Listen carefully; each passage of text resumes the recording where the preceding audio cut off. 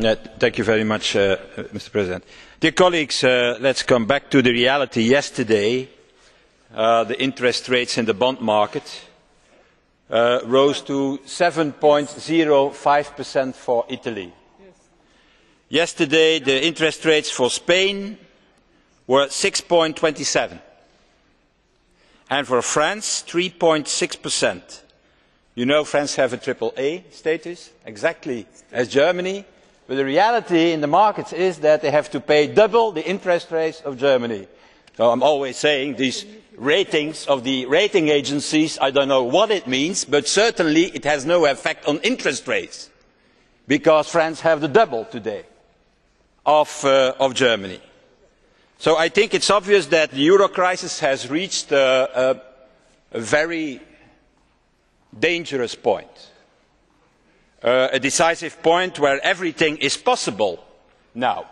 Even the most dramatic scenario, if you go to countries, third economy of Europe, fourth economy of Europe, having interest rates of nearly 7%. What is not sustainable? Having the second biggest economy paying the double of the benchmark, Germany.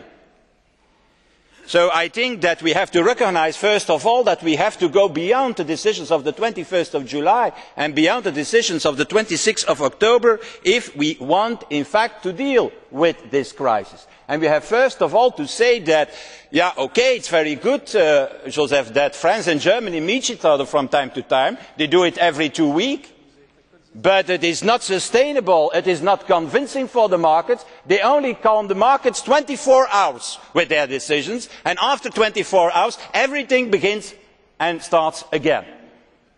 So what we need is not this combining of two countries, important countries in the Eurozone, but to stand behind the global approach by the European Commission, and to ask the European Commission, and that is my message of today, to formalise its package the fastest as possible. Because what we need is that you, with your package, you enter on a number of new elements maybe, but you formalise it by putting an act to create an economic and fiscal union, and to put that act on the table of the Council and the Parliament, so that we are not only talking about the package, but that we formalise, legalise this economic and fiscal union that is the only possibility to end the crisis around the euro of today. Because again, don't think that a new summit of 2 days or a new combined effort of the two big countries can stop it. It are other, more formalised, legalised initiatives that we need. And what we need is, first of all, this economic government based on the European Commission. And I should propose that we should end this discussion of who has to chair the Eurogroup and so on, If you have a vice president who is responsible for the euro, well, that he share also the Eurogroup. Let's not continue to multiply functions inside the European Union and inside the Eurozone. That's the first thing. Let's have a convergence code.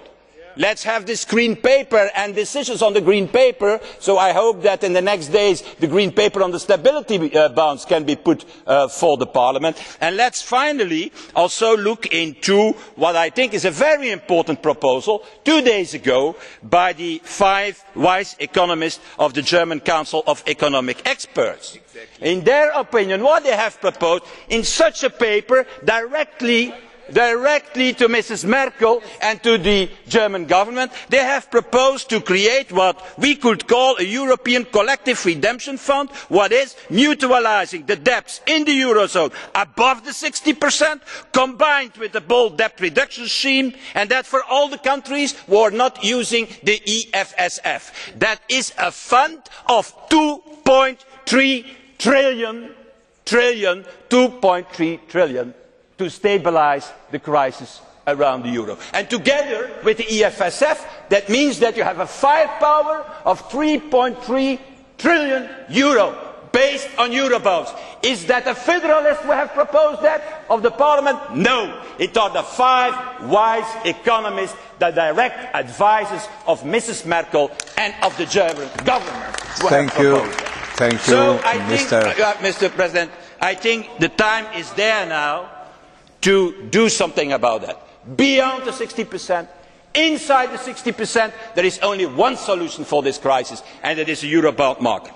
And finally, one word on the question, do we need a treaty change? I think, Mr. President, there are many things possible without a treaty change, and many things can be done in the existing treaty of today. But if we have a treaty change, then we need also a convention for this Parliament. Thank you very much.